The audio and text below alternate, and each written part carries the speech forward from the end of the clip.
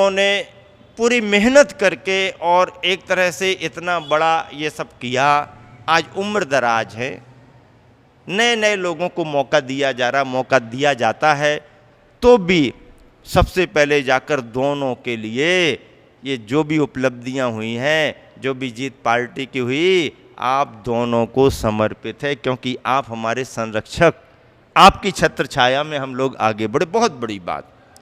कभी कभी देखने में आता है कि यह सब कुछ करते हुए नरेंद्र मोदी अपने घर जाके मां से आशीर्वाद लेता है।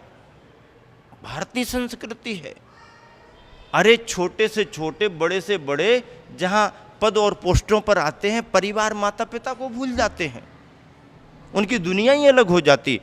पर ऐसी वृद्धा मां और उसके प्रति भाव रखते हुए जाके जब उनसे आशीर्वाद मांगता है कि देश सेवा के लिए आशीर्वाद दो, तो वो माँ भी सामान्य माँ नहीं होती है।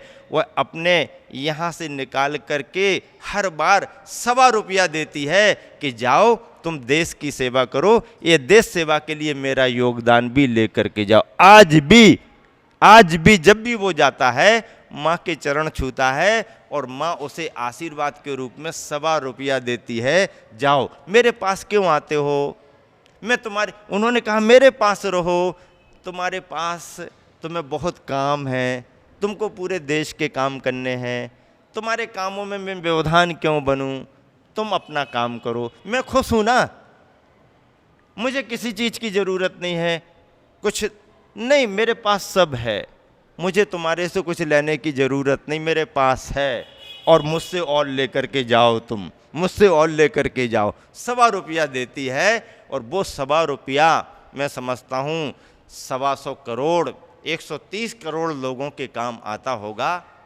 क्या राष्ट्रीयता है, क्या भारतीयता है, क्या माता पिता के प्रति सम्मान। यही वातावरण, यही कल्चर साथी से पुण्य को बढ़ाता है, साथी से पुण्य को बढ़ाता है, साथी से पुण्य को बढ़ाता है, ये सब आता है। और ऐसे ऐसे बढ़ते हैं, तो जितनी उपलब्धियां हों और वो हम अपने से बड़ों को श्रेय के रूप में दें, तो हमारा पुण्य बढ़ता है। हमारे गुरुवर आचार्य श्री जब कभी भी कोई बड़े बड़े समारोह होते हैं, कार्यक्रम सफल होता है, तो कहते हैं नहीं गुरुवर आपके आशीर्वाद, नहीं नहीं नहीं नहीं, जो भी है वो आपको हो, लेकिन मैं तो समझता हूँ मेरे गुरुवर आचार्य ज्ञान सागर जी महाराज जी के आशीर्वाद से ये सारा संपन्न हो रहा है। गुरुवर का, अपने गुरुवर के प्रति कितना समर्पण भाव आज हम लोगों को बांधे रखता है। हम लोग जब ये सब चीज़ें देखते हैं, ऐसा लगता हम कर क्या रहे, हम क्या कर सकते हैं, हमारे पास इतनी योग्यता भी कहाँ है। पर गुरुवर ने जिस सांचे में संघ को ढाला है और जिस सांचे में स्वयं ढले हैं, वाकई में आज इस कलिकाल पंचम काल में निरालापन है, और ये निरालापन गुरुवर की अपनी विशेषताओं में सम्मिलित है। ऐसे गुरुवर चाहे संग कहीं भी हो, उनकी डोर आचार्य श्री के हाथ में रहती है, और आचार्य श्री के हाथ में हमारी, तुम्हारी, हम सबकी डोर है। ये हमारे लिए प्रसन्नता का विषय है और निश्चिंतता का भी विषय है। निश्चिंतता का विषय इसलिए है कि हमारी डोर हमारे गुरुवर के हाथ में है। प्रसन्नता का विषय इसलिए है कि हम सौभाग्यशाली हैं, हमारी डोर हमारे गुरुवर आज भी संभाले हुए हैं। ऐसे गुरुवर ने साहित्य के क्षेत्र में जो नीतियाँ लिखी हैं, अद्भुत अद्भुत हैं। त्याग का अपने आप में बड़ा स्वरूप है। त्याग बहिरंग का दिखाई दे जाता है, अंतरंग के त्याग को हमें संभालना पड़ता है। अंतरंग के परिणाम बहिरंग के जैसे बने रहें ऐसा कोई ज़रूरी नहीं है। बाहर की प्रवृत्ति दिखाई दे जाती है, बाहर की मुद्रा तो जो है सो वो है ही, लेकिन गुणस्थान कितनी बार कितने कितने बदल सकते हैं, इसको मापने का थर्मामीटर हमारे तुम्हारे पास नहीं। इसलिए आचार्य श्री नीति में कह रहे हैं कि यदि आपको त्याग का सच्चा अनुभव करना है तो बहिरंग त्याग के साथ साथ अंतरंग त्याग भी करना पड़ेगा। अंतरंग त्याग तभी होगा जब बहिरंग हो, बिना छिलका हटाए चावल दाने की ललामी दूर होने वाली नहीं, अंतरंग की चावल की ललामी दूर करना है तो बहिरंग का छिलका हटाना ही पड़ेगा। बाह्य 10 प्रकार के परिग्रहों का त्याग कर अंतरंग के परिणामों की शुद्धि ही अंतरंग का परिग्रह त्याग माना जाता है। मोह का भाव, विभाव भावों को अपना मानना, कसाय भावों के रूप में अपनी मान्यता रखना, यह अंतरंग परिग्रह माना गया है। और इन कासायक भावों से अपनी निवृत्ति हो और परिणाम में निर्मलता आए तो हमारा अंतरंग परिग्रह का त्याग माना जाता है। ऐसे अंतरंग परिग्रह के महत्व को रखते हुए गुरुवर कहते हैं कि सर्प बाहर से कांचुली भले छोड़ दे, लेकिन अंदर से यदि जहर नहीं छोड़ा तो उसका त्याग नहीं माना जा सकता है। मुझे शांति सागर जी महाराज जी के समय का एक उदाहरण याद आ गया। आचार्य शांति सागर जी महाराज जी बिहार करते हुए जा रहे थे। एक गांव से बिहार होने वाला था। गांव के श्रद्धालु जैन जैनेतर बंधु गुरुवर के संघ के दर्शन करने आए। गांव के बाहर एक साधु भी बैठता था। साधु अपनी साधना करता था। उसने भी समाचार सुना, वो भी संघ के दर्शन करने आया। महाराज जी को देख करके बहुत प्रसन्न हुआ। महाराज जी की चर्या उसने देखी, बहुत खुशी हुई। महाराज जी से प्रभावित हुआ, उपदेश भी उसको सुनने मिला। महाराज जी का बिहार होना था। वो जिस जगह जिस रास्ते पर अपनी कुटिया बनाए हुआ था, झोपड़ी, उसी रास्ते से सामने से बिहार होना था। उसके मन में आया महाराज जी गांव में तो रुके। तो ऐसा हुआ कि आचार्य शांति सागर जी महाराज जी जब गांव से विहार करने को हुए तो साधु पीछे पीछे लग गया। बाबा जी आप हमारी कुटिया में पधारो, आप हमारी कुटिया में पधारो। आचार्य शांति सागर में विहार करते गए। सहज रूप से उन्होंने कहा कि आपने घर बार छोड़ दिया है तो फिर कुटिया में क्यों रहते हो? बाबा जी कुटिया बहुत अच्छी लगती है, हमने बहुत मेहनत से कुटिया बनाई है, एक बार आप पधारो, आप देखो। तो शांति सागर महाराज जी ने उसे समझाया कि जब तुमने इतना छोड़ ही दिया है तो कुटिया को भी छोड़ देना चाहिए, कुटिया से मोह नहीं करना चाहिए। तो ऐसा सुन करके वो दौड़ा दौड़ा गया और कुटिया को जला दिया, आग लगा दी। वापस भागा आया, कहने लगा बाबा जी आपकी बात मुझे समझ में आ गई, मैंने कुटिया जला दी, अब मैं कुटिया में रहूँगा ही नहीं, मैंने कुटिया से मोह छोड़ दिया। ऐसा वैसा करते करते आचार्य शांति सागर महाराज जी आगे बढ़ रहे थे और वो बार बार बीच बीच में सुना रहा था। फिर एक बार वो कहने लगा कि अब तो आपके कहने से कुटिया जला दी, पर कम से कम बताओ तो मैंने कुटिया कैसी बनाई थी, कितनी मेहनत से बनाई। तो आचार्य शांति सागर जी महाराज जी कहने लगे, अरे अज्ञानी, तूने बाहर की कुटिया को तो जला दिया, अब मन के अंदर जो तेरी कुटिया बनी उसको और जला दे, निर्विकल्प हो जा। कहने का आशय ये है कि बाहर के त्याग के साथ साथ अंदर का त्याग हो जाना भी बहुत जरूरी होता है। और ऐसे ही बहिरंग त्याग के साथ साथ अंतरंग के त्याग के परिणाम जितने विशुद्ध होते जाते हैं, मोक्ष मार्ग उतना प्रशस्त होता जाता है। आज की नीति का यही सार मैंने आप सबके सामने रखा। जैन परंपरा में इस बात पर बहुत जोर दिया जाता है, बाहरी और भीतरी दोनों का समन्वय किया जाता है। और ये बात भी सच है कि जब तक बाहर का नहीं होगा अंदर का होगा ही नहीं, और अंदर के पाने के लिए ही बाहर का त्याग किया जाता है। इसी शुभ भावना से विराम देता हूँ। महावीर भगवान की जय। सुनीति शतक में एक एक नीति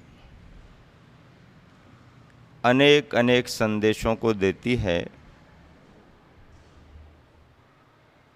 आज की नीति का संदर्भ है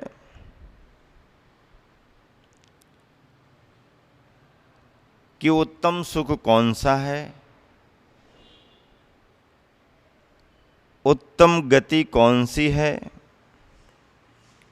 उत्तम प्रभा आभा किसकी है और श्रेष्ठ ज्ञान कौन सा है। सुख की जहाँ तक बात है, व्यक्ति को अभी सच्चे सुख से परिचय ही नहीं है और व्यक्ति की सुख की परिभाषा केवल इतनी है कि जो उसे अनुकूल लगता है, जो इंद्रिय विषयों के लिए ठीक लगता है, उसे ही वो सुख मान लेता है।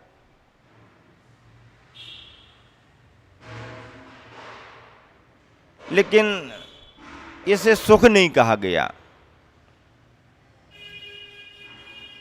ये सुविधा है।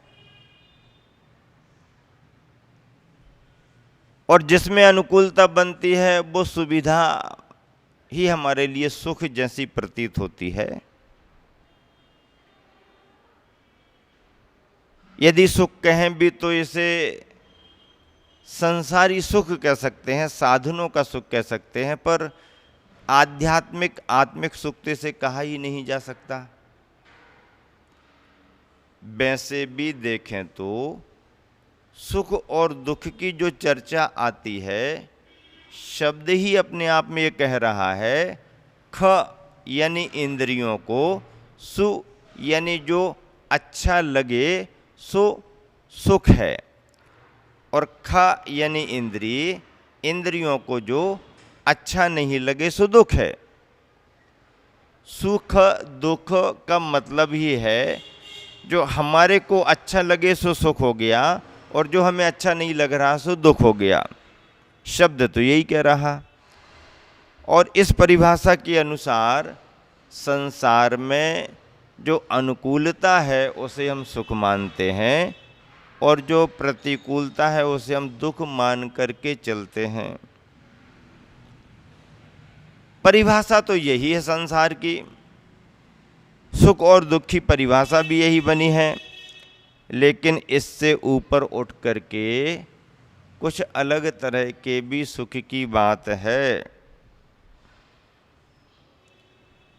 नीतियों में गुरुवर आचार्य श्री ने लिखा, सुखम सुखेषु तममात्मजं तत् या पंचमी सा गतिरुत्तमास्तु प्रभासु सर्वासु मणि प्रभेव ज्ञानेषु विज्ञानमदोक्षयं स्यात्। सुखों में श्रेष्ठ सुख वह प्रसिद्ध आत्मा से उत्पन्न जो सुख है वो है। मतलब आत्मा से उत्पन्न सुख ही श्रेष्ठ सुख, सच्चा सुख माना गया है। जो श्रेष्ठ गति है वह पंचम गति है। चार गतियों की चर्चा तो मालूम है, नरक, तिर्यंच, मनुष्य, देव, ये तो चार गतियां हैं। लेकिन ये चार गतियां श्रेष्ठ नहीं हैं क्योंकि बदलती रहती हैं। पंचम गति कौन सी है? पंचम गति तो ऐसी गति है जिस गति में जीव तो है लेकिन बिना शरीर के जीव है। चार गतियों में तो शरीरधारी जीव है। पंचम गति को पंचम गति कहा है, लेकिन चार गतियों जैसी अवस्था वहाँ की नहीं है। वहाँ पर शुद्ध और सिद्ध जीव हैं जो शरीरातीत हैं, ज्ञानावरणादि कर्म से रहित हैं और राग द्वेष रूप भाव कर्म से रहित हैं। तीनों प्रकार के कर्म मलों से रहित सिद्ध परमेष्टि जहाँ विराजमान होते हैं उस गति के लिए पंचम गति, सिद्ध गति कहा जाता है। यह गतियों में श्रेष्ठ है। समस्त प्रभावों में मणि की प्रभा उत्तम है। उजाले तरह तरह के होते हैं, उनमें अंतर होता है, लेकिन सभी आभाओं में, प्रभावों में मणि की प्रभा, मणि अपने आप में महत्वपूर्ण होती है। चंद्रकांत मणि, सूर्यकांत मणि, विशेष प्रकार की मणियाँ जो रात में भी उजाला दे देती हैं, दिन में भी अपनी अंदर से आभा निकलती रहती है, प्रभा देती हैं। ऐसी बेशकीमती मणियाँ, उनकी आभा, उनकी प्रभा सभी प्रकाशों में उत्तम हैं। इसी प्रकार ज्ञानों में सबसे ज़्यादा दुर्लभ और श्रेष्ठ कौन सा ज्ञान है? अविनाशी वीतराग विज्ञान ही उत्तम ज्ञान है। अविनाशी भी है, वीतरागता को लेकर के है, ऐसा अविनाशी वीतरागी ज्ञान ही उत्तम ज्ञान माना गया है। साधनों में जिन्होंने सुख को माना, उनका सुख तभी तक है जब तक कि उनके साथ साधन हैं, लेकिन साधन स्थायी नहीं होते हैं, इसलिए उनका सुख भी स्थायी नहीं होता। स्थायी सुख तो वो है जो साधनों से रहित अंतरंग साधना के बल पर प्राप्त किया जाता है। ऐसा अपने अंदर से उत्पन्न सुख, मोहातीत सुख, आत्मिक सुख श्रेष्ठ सुख माना गया है। सिद्ध बनने के बाद संसार में आना नहीं होता है, परिभ्रमण नहीं होता है, चार गतियों में परिभ्रमण होता रहता है, परिवर्तन होता रहता है, बदलाव होता रहता है। तो ये गतियाँ ठीक होते हुए भी ठीक नहीं, लेकिन सिद्ध गति ऐसी गति है जहाँ पर जाने के बाद फिर लौट करके आना नहीं होता। इसलिए हम लोग बार बार कहते हैं कि आना हो तो ऐसा आओ कि जाना ना पड़े, आना हो तो ऐसा आओ कि जाना ना पड़े, और जाना हो तो ऐसा जाओ कि फिर लौट करके आना ना पड़े। आ गए और फिर चले गए, आ गए और फिर चले गए, आ गए और फिर चले गए, ये तो आना जाना लगा हुआ है।